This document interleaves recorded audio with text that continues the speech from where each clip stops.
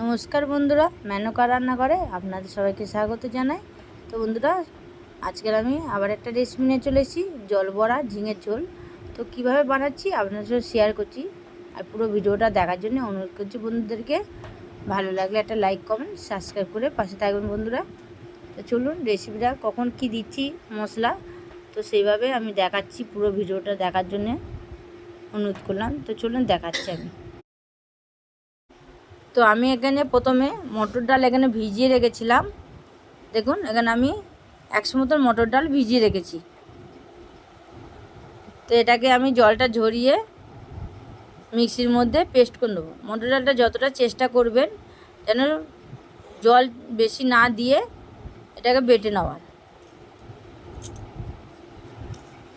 শিলেও বাটতে পারেন, আবার মিক্সিতেও বাটতে পারেন। তো আমি মিক্সিতে বেটে নিয়েছি।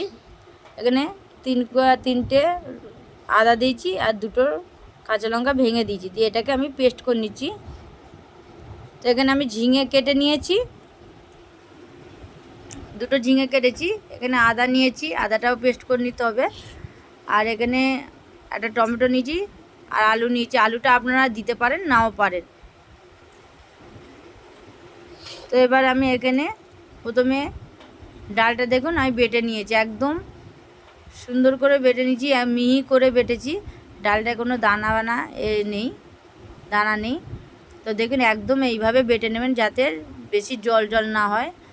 আর মিক্সিতে অন্য জায়গায় মশলাটা করে নিতে হবে। তো আমি একটু 2 চামচ মতন সর্ষে নিয়েছি, আর 3 চামচ মতন আমি এখানে 3-4 চামচ মতন পোস্ত নিয়েছি,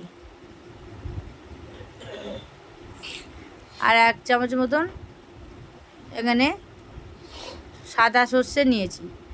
নিয়ে ভালো করে পেস্ট করে ওটাকে রেখে দিয়েছি মিহি করে। তো আমি কড়াইয়ে তেল দিয়ে দিয়েছি, সর্ষের তেল। দুটো শুকনো লঙ্কা ফোড়ন দিয়ে দিলাম, তেজপাতা দিয়ে দিলাম, আর এখানে কালো জিরে ফোড়ন দিয়ে দিলাম। দিয়ে এবার এর মধ্যে দিয়ে দেবো একটু আদা কুচি।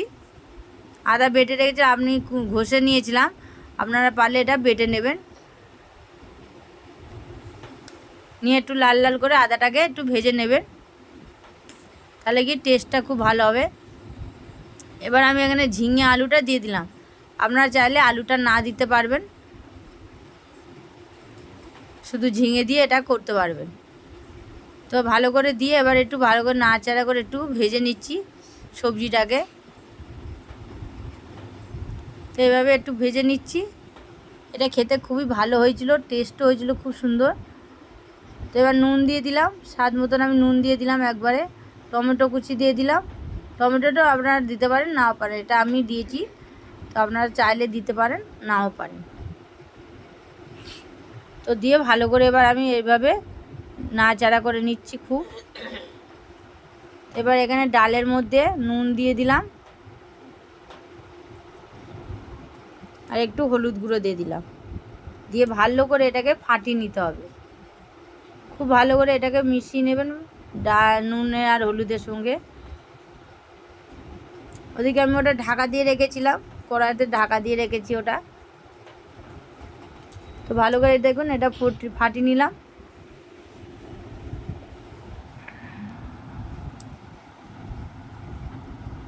ঠিক এইভাবে মিহি করে বেটে নেবেন।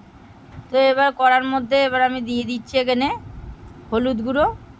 এইতে বেশি কিছু লাগে না, মশলাপাতি একদম কিছু লাগে না, ও সর্ষে আর পোস্ত বাটা দিলেই হয়ে যাবে। তো দিয়ে আমি ভালো করে এবার কষে নিচ্ছি, এটা খুব ভালো করে এবার কষে নিচ্ছি।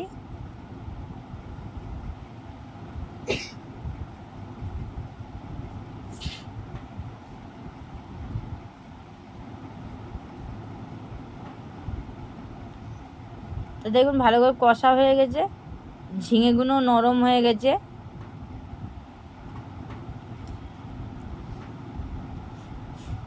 তো এবার আমি এখানে পরিমাণ মতন জল দিয়ে দিচ্ছি একটু।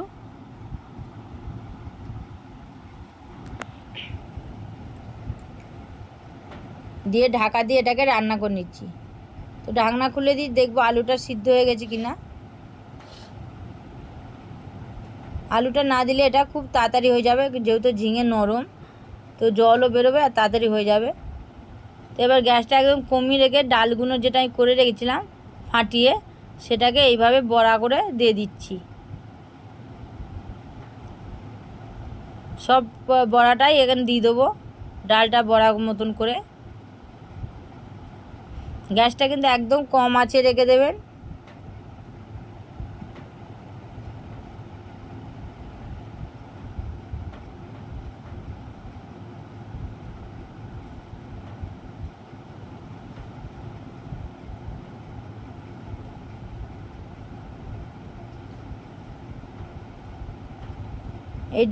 এই ডাল বড়াটা খেতে দারুণ হয়েছিল, ডাল দিয়ে ঝিঙের ঝোলটা। তো দিয়ে আমি ঢাকা দিয়ে দিয়েছিলাম, দিয়ে এবার আস্তে করে এটাকে এইভাবে নাড়িয়ে নেবো।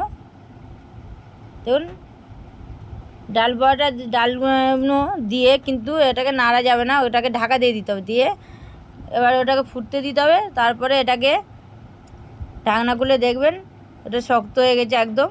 তারপরে যে পোস্তটা আর এটা সর্ষেটা বেটেছিলাম ওটা দিয়ে দিলাম, দিয়ে আর একটু জল দিয়ে দিয়েছি।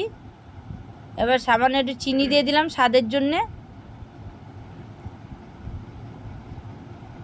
3টে কাঁচা লঙ্কা দিয়ে দিলাম। দিয়ে এবার ভালো করে এটাকে ফুটিয়ে নেব। এটা ভালো করে ফুটিয়ে ধনেপাতা দিয়ে নামিয়ে নেবো ছড়িয়ে। দেখুন বড়াগুলো কেমন কি সুন্দর গোটা গোটা রয়েছে।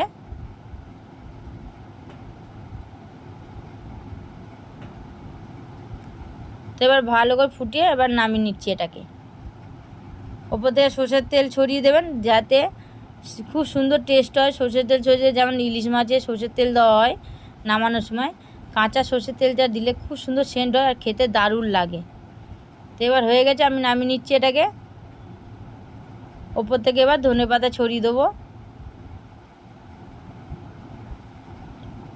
তো বন্ধুরা কেমন হয়েছে কমেন্টে অবশ্যই জানিয়ে দেবেন, আর অনেক অনেক শেয়ার করবেন, একটা লাইক করে দেবেন, আর নতুন বন্ধু হলে সাবস্ক্রাইব করে পাশে থাকবেন বন্ধুরা। তো ধন্যবাদ ছড়িয়ে দিলাম। দেখুন খুব সুন্দর লাগছে দেখতে।